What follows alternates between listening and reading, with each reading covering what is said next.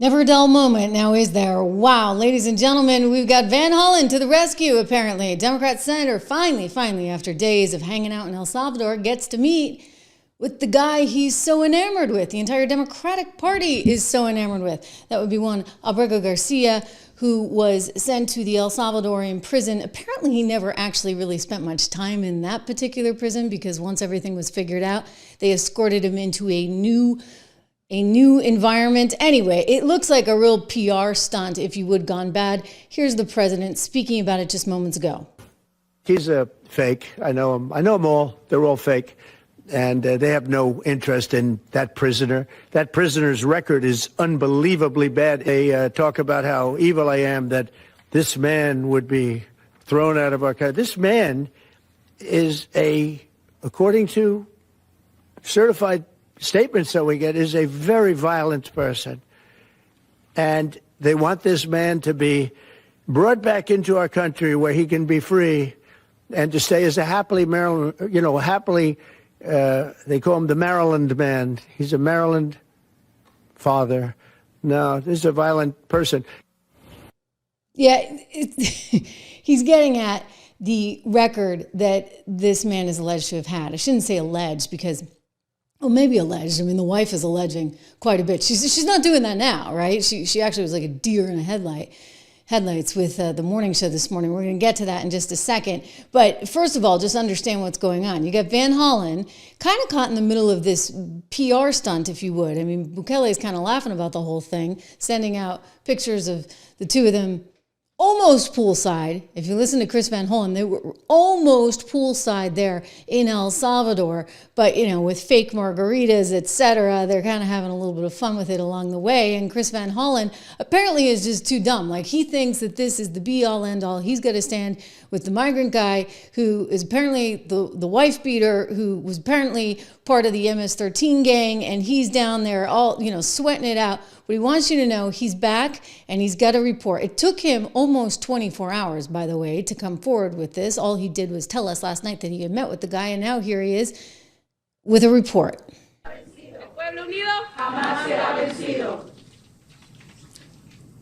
It's good to be home.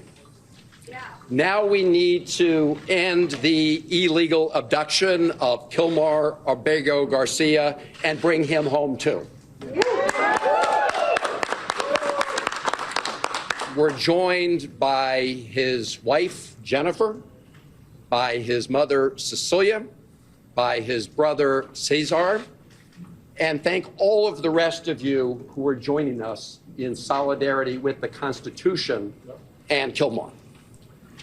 Look, I'm a little sleep deprived, and I want to be as clear as possible about what this is about and what it's not about. So I'm going to read the remarks that I wrote on the plane ride home. As the federal courts have said, we need to bring Mr. Abrego Garcia home to protect his constitutional rights to due process. Of course, don't forget the elephant in the room, which is that the guy actually is not from here originally, and he came here illegally, and they weren't even going to release him on bail. They wouldn't even offer bail up because they said he was a member of a very serious gang. And then, of course, you had the Supreme Court come out and say they were allowing for this 1798 Aliens Act, Deportation Act, to stand, and said that Donald Trump and the executive branch had the power to deport people that they believed to be a threat. And yet here we are. So this guy, Van Hollen, who's taken this up as his cause, I mean, forget about the actual immigration issue itself. You think about poor Patty Morin, right, who lost her daughter horrifically, and she's like, where was he then? Nowhere, right? But now he just can't do enough for the guy. Anyway, so he is kind of caught up in this sort of PR arm, if you would. Here's Bukele saying last night, well, he said, Kilmar Abrego Garcia, this is on Twitter, miraculously risen from the death camps and torture, now sipping margaritas with Senator Van Hollen in the tropical paradise of El Salvador. And then he tweeted out, now that he's confirmed healthy, he gets the honor of staying in El Salvador's custody. Now, if you look at these pictures, let me see if I have the one with the margaritas. So this was apparently kind of doctored. I looked at it. You know, one of my producers and I were talking about this, and I was like, I don't buy it because, one, that doesn't really look like a margarita to me. Like, it might be a little bit more tinted of a glass. And there's no way, right, that you've got the sugary top. And then we were debating, well, maybe they got some sugar drink that we're not aware of that isn't alcoholic. Who the heck knows? But I kind of had my suspicions, which were right when I looked at, say, what Van Hollen was tweeting out, which was something that was kind of different. In fact, I think his picture, no, that's not it. His picture didn't have those sort of sugary cup rims. He explained the situation a little bit. Again, he walked right into it, right? Like, what are you expecting? Apparently, they did want them to sit by the pool. We were kind of surrounded by video cameras, so I do want to say that was the setting he was in. I should also just say, you know, I mentioned the fake margarita scandal. They actually wanted to have the meeting by the side of the pool. Right, in the hotel. Just right. I mean, this is a guy who's been in CCOT. This is a guy who's been detained. They want to create this appearance that life was just lovely for Kilmar, which of course is a big fat lie. Yeah. Well, you know, they're not gonna hurt him that bad under the circumstances, knowing how these things work, right? Like, that's the last thing El Salvador or the Trump administration needs, is for this guy to be, you know, tortured or beaten or any of that stuff. In fact, if you actually look at the numbers, and I'm going to get in trouble with somebody for saying this, but I was looking at this, like in 2020, they had something like 100,000 prisoners there in the El Salvador prison system, and about 100 of them or so died, which are far better statistics than we have here in the U.S. Percentage-wise, we're like double the number of people that we lose in U.S. prisons. So I'm just saying, I realize these are supposed to be really bad places, but they're also profit centers, right, for Bukele, and they're trying to clean up the country. And, well, you know, I'm just looking at the stats, and the stats are not necessarily in the U.S.'s favor over El Salvador. I'll leave that there. Anyway, he does say that the guy was totally traumatized. I get it, right? I mean, that would be a traumatizing thing to be picked up and sent off to CCOT there in El Salvador, but he was moved pretty quickly to a different detention center. And as Bukele said, they're now not going to let him out. Rather, they're going to keep him there in El Salvador's custody. Think about this just for 1 second, guys. So they moved him to a better center, which makes all the sense in the world, right? Once they realized he wasn't the person they thought he was, et cetera. And also once he became so public in terms of his profile. But now if they just let him go and he just roams around El Salvador, then you're at risk of being violently hurt by somebody in El Salvador that has maybe some ulterior motives, right? They might try and get him and make it look like, oh, look what happened in El Salvador, look what Trump did, et cetera, et cetera. So I think for his own safety, they're actually keeping him there now. And we're going to see how this works its way out in the courts. You know, the reality is, we're not talking about somebody, as the president said, who was, you know, husband of the year, father of the year. In fact, you have only to look at the records the government has put forward itself. I mean, here's one judge who's saying we can't let him out on bail because he is alleged to be a member of MS-13. So that's been disputed. I get it. He says I'm not. And so that's the whole argument about due process. How can you send someone out? The administration would say, well, he shouldn't have been here to begin with. And then you had the issue with the wife, right? Don't forget the new intel that the DOJ just came out with yesterday, in which they showed sort of the rap sheet, if you would, of the accusations his wife was making against him because she wanted a restraining order. Apparently twice she did this. Here's Bondi. To President Trump. Well, I'm trying to understand that part, and I'm looking at the timeline. I'm looking at what the courts have said about him. I'm looking about what ICE has said about him. I'm looking about even though I'm having a hard time understanding why his wife is advocating for him to come back. Why is everybody saying he's a man from Maryland? What do you make of Senator Van Hollen and, you know, this performative art that he's involved in El Salvador, and of which he was unsuccessful today? Well, America is safer because he is gone.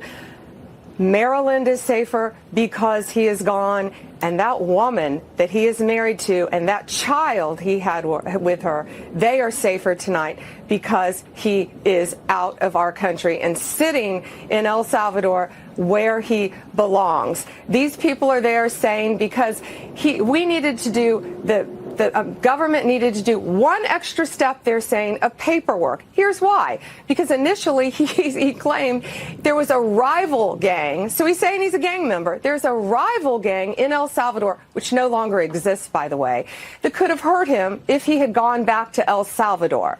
So there was no ending for him, none, where he would end up staying in this country. And President Bukele made it crystal clear that he is not returning him to our country. Our only job legally was to facilitate it if, according to the Supreme Court, President Bukele wanted him to come back to our country, and he does not want him back, and we do not want him back in our country. Okay. Yeah. All right. Attorney General Pam Bondi, thank So you. considering all of that, right? Bukele is saying we're going to keep him, we're not going to send him back. How do you then, as a country, intervene? I think it's a really interesting legal question because at that point, he's back in his home country. And how are you going to interfere with that? We got more on that in just a moment because we need to dig in, I think, from a legal perspective. But before I do, I want to get to the wife. Okay, so Jennifer Garcia is the wife of this guy, and she's the one who had basically reached out to law enforcement and said, I need some protection here because I'm really concerned about him hurting me. There were some graphic descriptions of what she alleged. And so she went on, I believe, one of those morning shows, one of those network morning shows. Maybe it was ABC. I can't keep them straight. It was either, I think it was ABC. Good Morning America.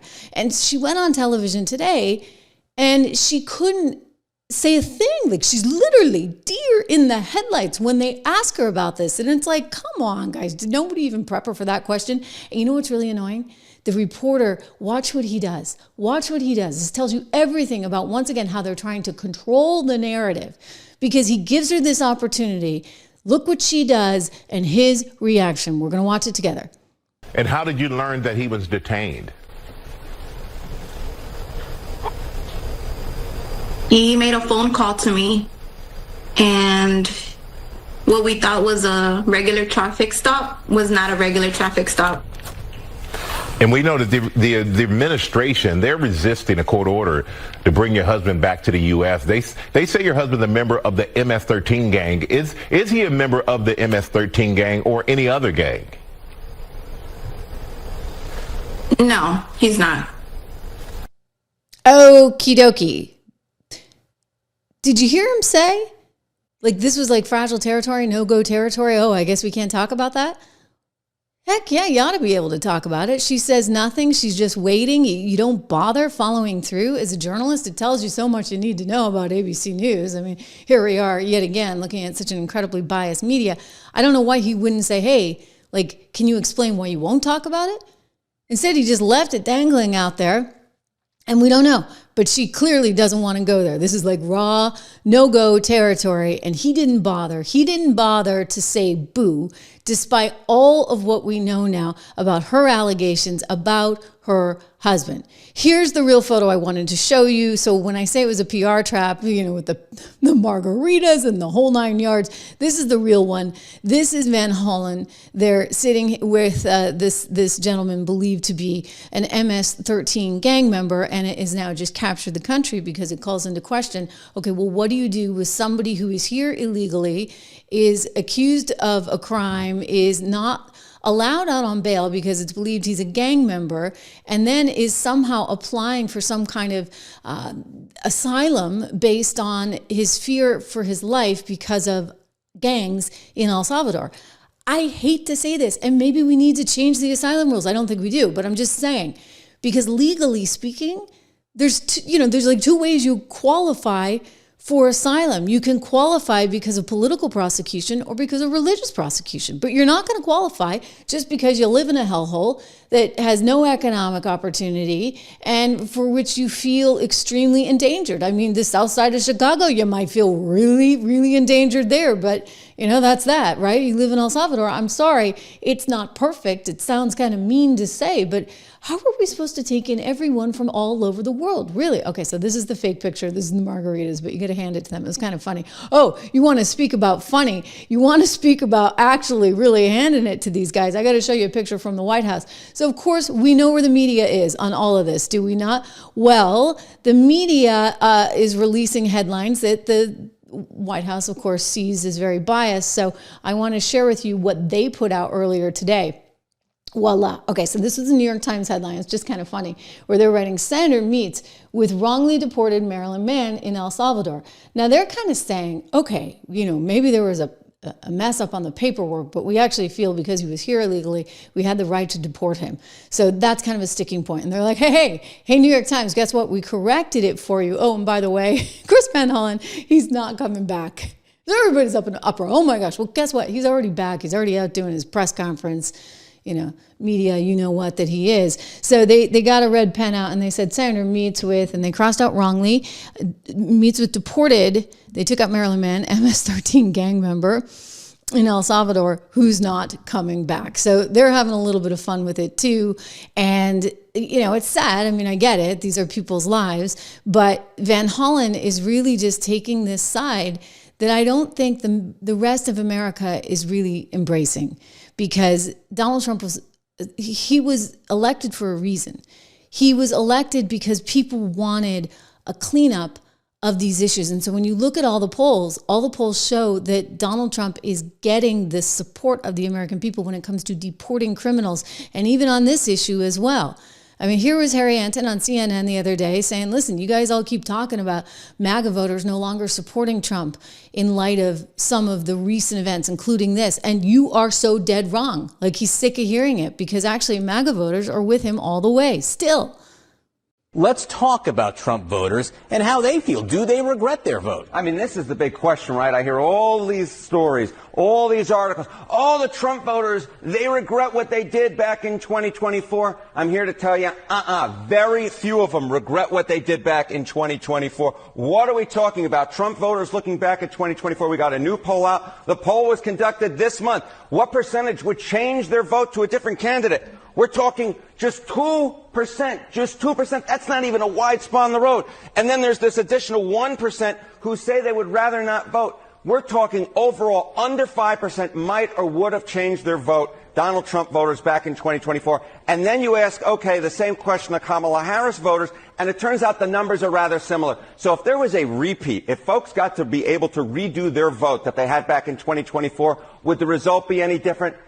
I doubt it would be. I doubt it would be, or it would still be extremely close. The bottom line is, for all this talk of Trump voters regretting their vote, in the numbers, it really just doesn't show up, John. So the stickiness with Trump voters and President Trump in this presidency, how does it compare to his first presidency? Yeah, okay. So, I was interested in sort of a historical analogy here, does this look similar or different from back in 2017, looking at 2016? Well, in February of 2017, 4% of Trump voters say they'd shift their vote. That's actually slightly more than the 3% this time around. So, you look back, you say, okay, there's these Trump voters who really regret their vote. Historically speaking, they really don't regret their vote. And if anything, the number this time around is actually smaller than it was the first time around. And it's certainly smaller than the number we saw coming out of 2020, of course, after the events of January 6th. So the bottom line is this. If there's some idea out there that Trump voters are going around, man,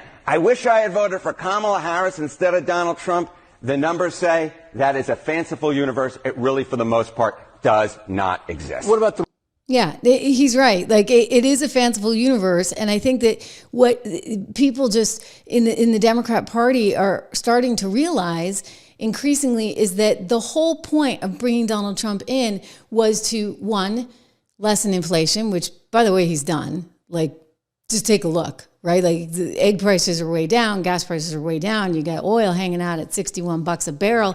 I mean, these are numbers we have not seen. Now, hopefully it's because, we're stabilizing here and we're not going into a recession or anything like that, because that would be a whole other can of worms, right? We'll talk about my company, 76 Research, a little bit later. Actually, what the heck? Why not right now? If you're worried about the markets, if you're worried about your portfolio, if you're worried about investing, or you don't even know where to begin on investing, I encourage you to go check out my company that I started with a very dear friend, great money manager, Rob Horton. We started 76 Research together, and we're really there to help you with all this volatility, because we get a heck of a lot of volatility right now. Let's face it. I don't think that's changing. I really don't. But there's ways to take advantage of that, and hopefully we can help you through that.